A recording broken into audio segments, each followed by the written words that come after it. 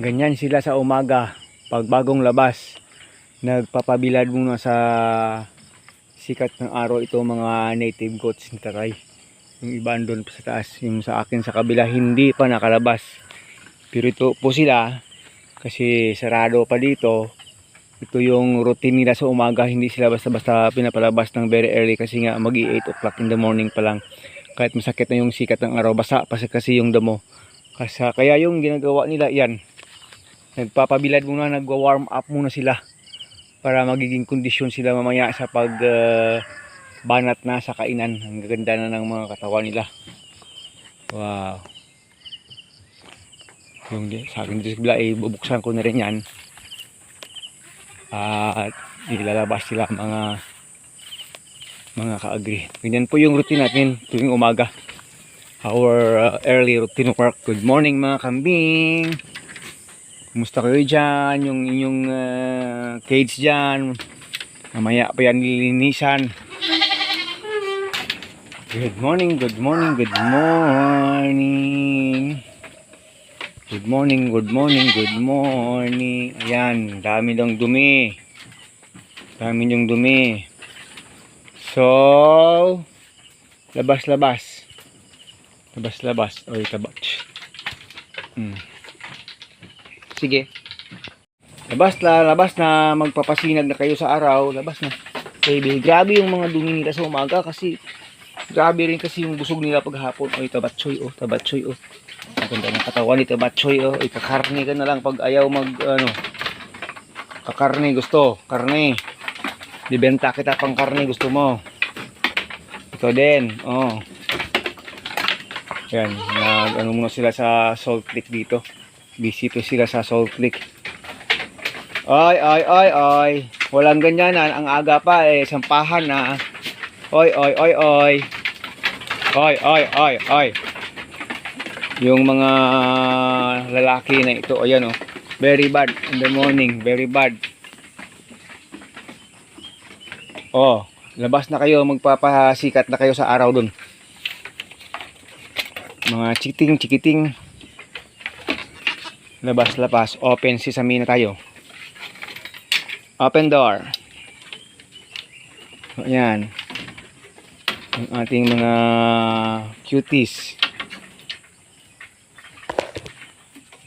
Anyari. Busy pa oh. Ayan, ilabas na po sila. Ito po yung ating morning routine dito. Pag nailabas na yung mga kambing natin. Kasi mahamog pa yung damo. Magpapabilad talaga sila muna sa araw. Ayan. Good morning mga kambing. Yung iba doon na sa ilalim. Ayan. Yung kambing ng tatay dito sa loob at yung kambing ko dito sa labas. Ayan, maya konti ay nasa bundok na sila doon sa taas. Pag medyo dry na talaga yung damo, mga 30 minutes, 1 hour from now, andun na sila lahat dyan. May isa lang na dumiretso doon, halos 90% sa kanila aakyat rin doon sa itaas banda kasi doon yung madalas nilang pupuntahan, mabilis ma-dry kasi doon. Okay, mamayang hapon tingnan natin ano na magiging itsura nyo. Ito kasi buntis kasi ito, kaya kahit walang laman yung tiyan ng pagkain laylay talaga na daglag talaga yung tiyan kasi nga buntis. Ito na rin si Taba, para talagang buntis kahit walang nakain pa ito, laglag lang yung tiyan. Ito buntis na rin yan, si Ching Ching. Palaki na talaga yung tiyan nila. Ito buntis ito ay nakunan ito. Yun, buntis rin. Yan, buntis rin. So 2 months from now ay may mga anak na naman tayong mga kambing kasi 5 months lang yan mula ng pagkasampa. Yung isa doon sa dulo, buntis rin doon tingin ko. So ayun, suabe yung feeling pag tinatamaan sila ng sikat ng araw. So palagay ko to si black and white ay ayan hindi pa nga nakaumpisa kumain laki na lang tiyan. Huwag mo habulin yung isa.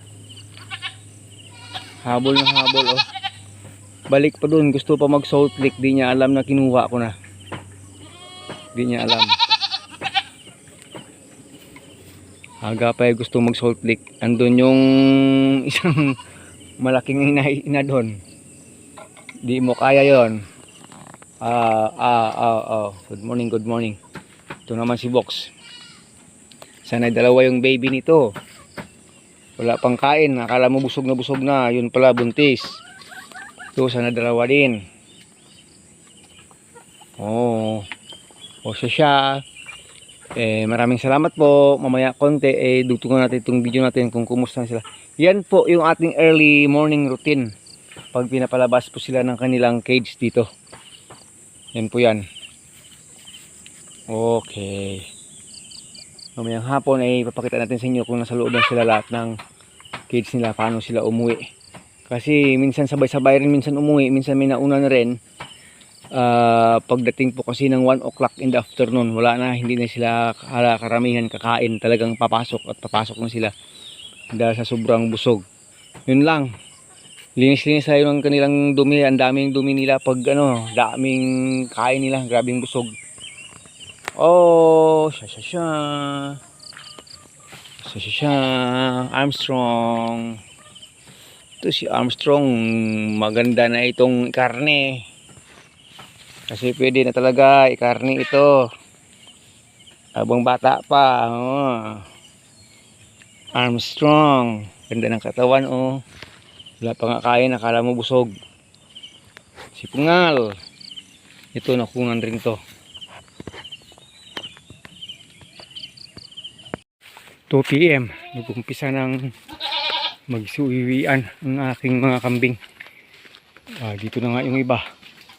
Naghahanap na sila ng kanilang sariling mga lugar-lugar dito. Dito na nga yung iba. Ba't yan pumasok yan? Ba't yan pumasok? Hindi mo yan area dyan. Dito na nga yung iba. Sandali. Mahirap tumaya pag nagkasuwagan pa sila. Hindi naman dapat where's your mama? Yung mga anak dito, yung nanay wala. Kung saan-saan pa napunta yung mga nanay. Okay. Dito ka sa kabila. Dito ka sa kabila. Dito ka. Yan ka. Okay. Para hindi na kayo magka pa.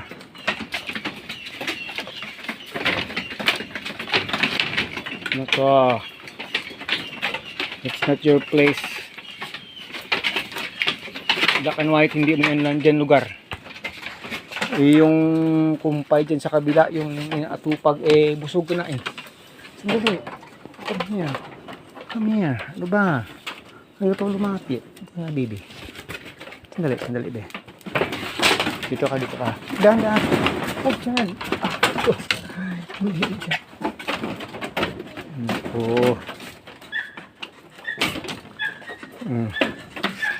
Ano ba yan? Sobra kang busog Tingnan mo sobra kang busog Yung iba hindi pa nakauwi. Nasa labas pa yung iba. Basta busog na. Sobra na yan pasok na kayo sa inyong mga sariling kwarto. Ikaw pasok na rin.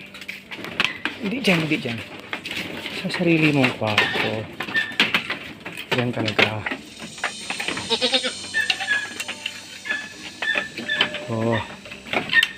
Ano ba yan? Alright. Okay. Kayo. Sa dati. Dito kayo sa dati. Dati, noong last month dati. Yan. Balik na kayo dyan. Sige, pasok na. 3:35 na. Ito na lang yata sila yung hindi nakakauwi. At yung anak ni tawag doon. Hindi, no. Hindi ka dyan. Oops. Dito manunuwag pa talaga. Sandali. Labad mo. Yung dalawang anak na hindi nakakapasok. Malamang dyan pa sa taas. Hanapin ko lang. Doon ka na. Oh, baby. Doon ka na, baby. Doon ka na, baby. Baby. Dahan lang. Yan ang ating routine. Morning to afternoon. Ayan. Oh, hinihintay mo pa yung anak mo. Ayaw pang umuwi. Doon pa sa labas. Kain pa ng kain. Hanapin ko lang. Dito na po sila lahat. So, time to go home na rin. Yun po, mga kamimi. Yan po, dito na sila lahat. All present. Walang absent. Magbibigay lang tayo ng konting napier grass sa kanila. Pang snack nila bago po tayo umuwi. Oh, sige po, maraming salamat po. Bigyan tayo sa inyo ng kung ano yung routine nila araw-araw from morning to afternoon. Ganyan lang po. Umuwi lang sila sa hapon. Pag busog na sila around 1 PM, umuwi na po talaga sila hanggang 3. Dahil sobrang ano na talaga yung kain nila. Sobrang sikip na ng kanilang mga tiyan talaga. Overloaded na. Sadya na lang silang umuwi. Tingnan niyo po. Sasha.